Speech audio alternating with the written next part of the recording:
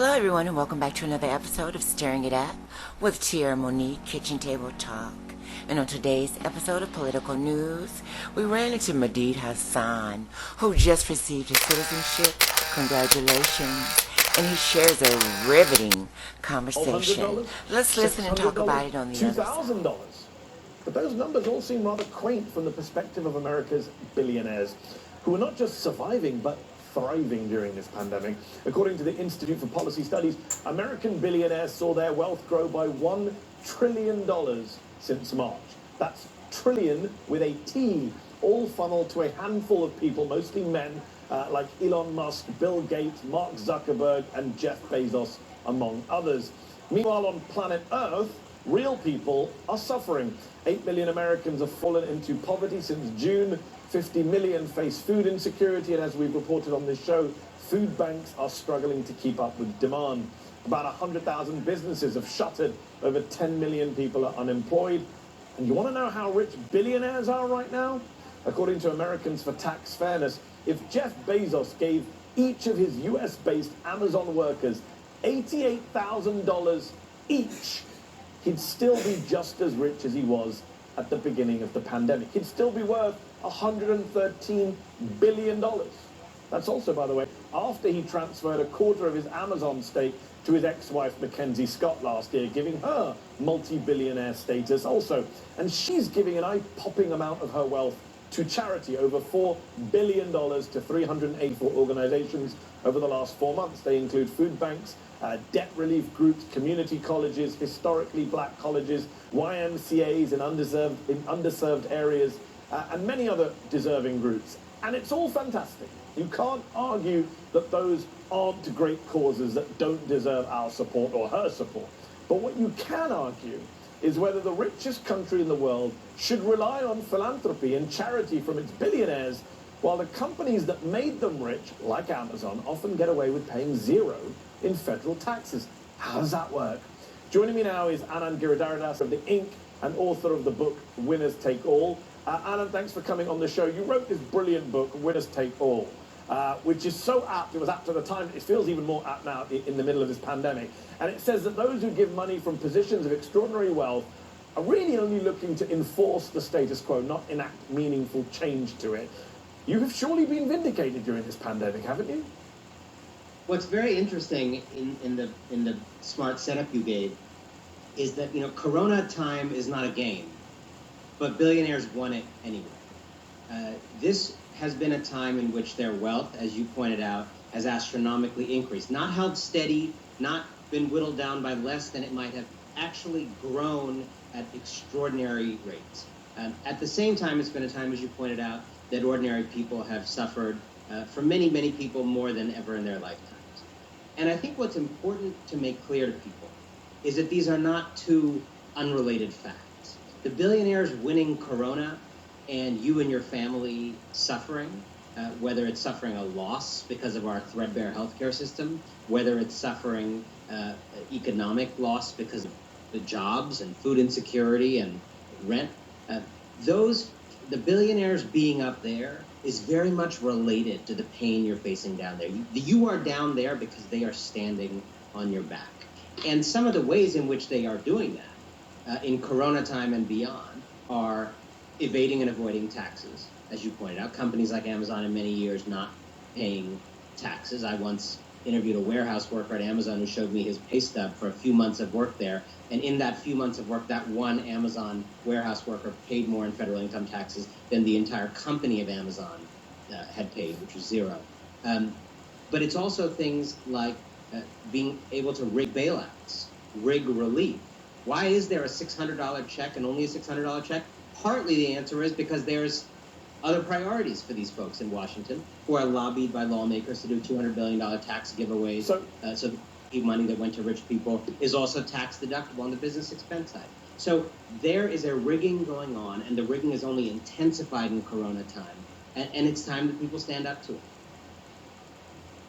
So you talk about people standing up to it. You mentioned Washington, D.C. We know billionaires themselves won't solve inequality. They're happy to play generous philanthropist. Who will solve the problem? Do you have any hope that this kind of inequality, this kind of stratospheric inequality, might be addressed by a Biden administration. This is a president-elect who famously during the campaign told a room full of rich donors, nothing really will change for you. Well, the nice thing about living in a country with some amount of history, the United States doesn't have as much as other countries, but it has a couple hundred years going of patterns. And you actually start to know what makes real change happen and what's not. It's not a theoretical exercise. We know how we fought inequality in the past. We know how we've empowered people who are disempowered. And I will tell you, quick TLDR, it has never been through rich people throwing scraps from on high. It is through law, policy, and the transfer of power, the redistribution of power, enforced by mechanisms of the state government. We know that. We know that children's little fingers didn't get out of those factories because factory owners suddenly felt mercy. We know that women didn't get the vote, because men just wanted to dilute their power. It was pressure, it was activism, it was fighting. We know that, the reforms of the New Deal very much grew out of a fear that capitalism was going to be overthrown by people who were not served by it, and there was an effort by FDR and others to save capitalism from itself by making it work for a lot more people through common institutions. So we know what works.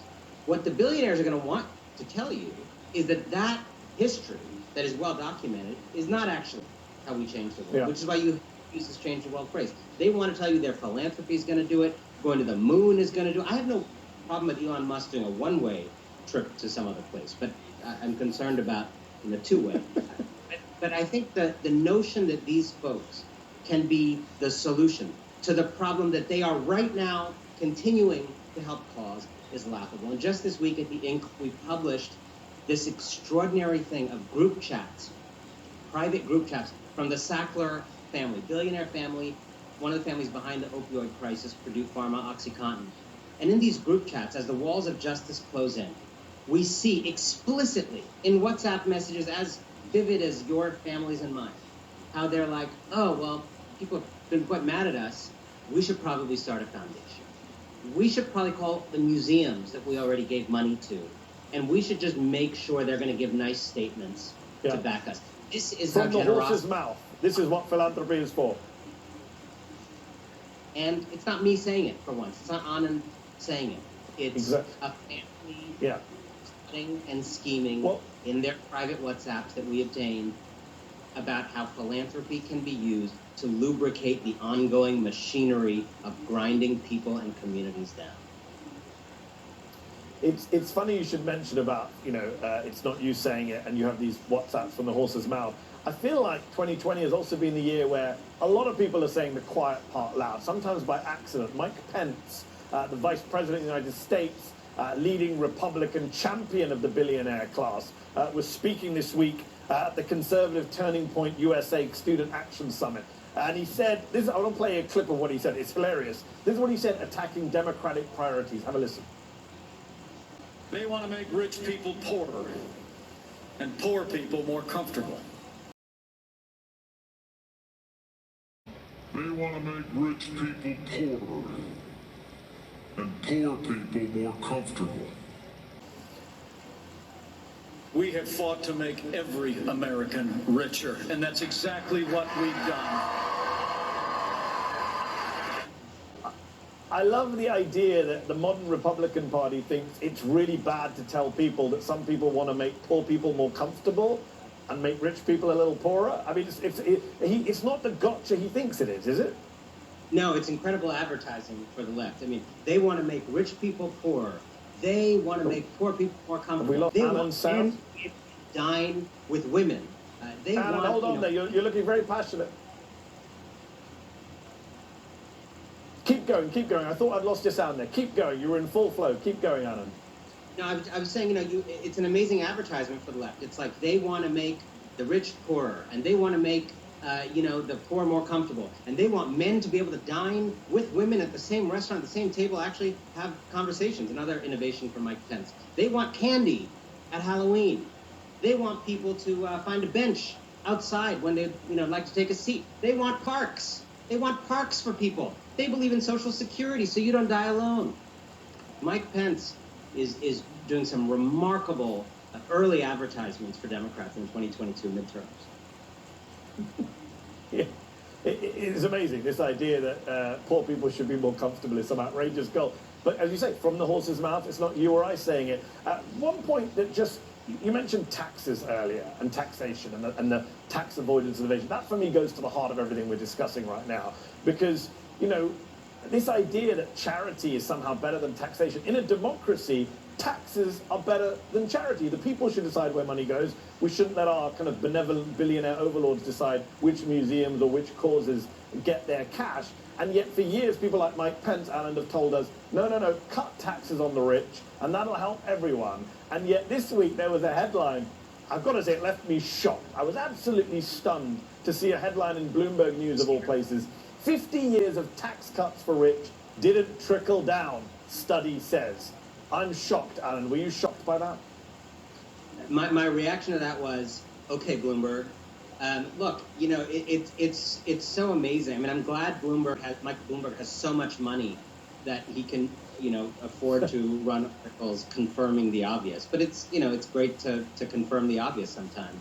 And I think the point you raised is very important. I would just say, you know, taxation is so much better than philanthropy as a way to solve the public good. But I think it's not always obvious to people why. Because even a lot of regular people out there, not billionaires, have an intuition that someone like Bill Gates is just so smart, is certainly smarter than your congresswoman, perhaps, or congressman, and you're not thrilled about their performance in office. So you think someone who made a lot of money, you know, in the stock market or in tech, they can give away this money that's more efficient and solve a problem. Here's the problem with it.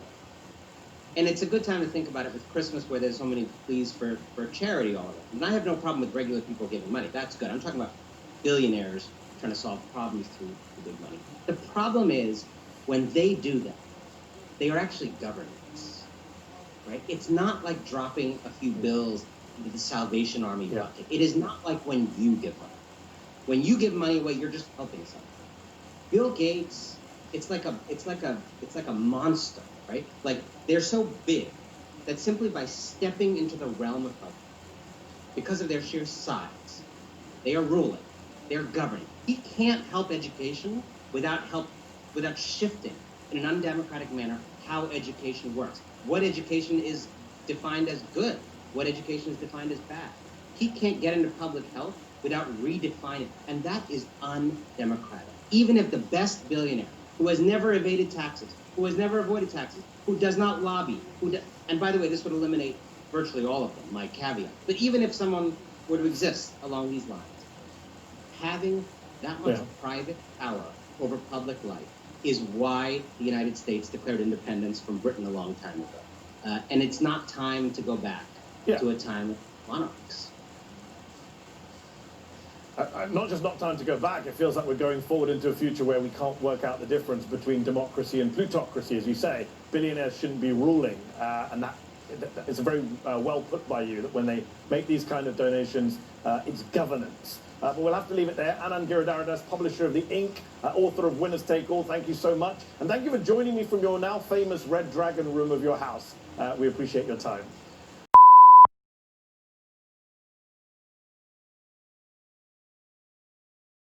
How does democracy survive when one of the two major political parties in this country doesn't... Alright everyone, that wraps it up for another edition of Stirring It Up with Tara Monique Kitchen Table Talk.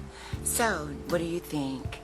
Did you find this episode informative, shocking, riveting, scary? What? Please express yourself in the comment section. And if you enjoyed this video, please don't hesitate to hit the like and subscribe to become a friend. Until next time, God bless you, God bless America, and we'll talk to you later. Bye.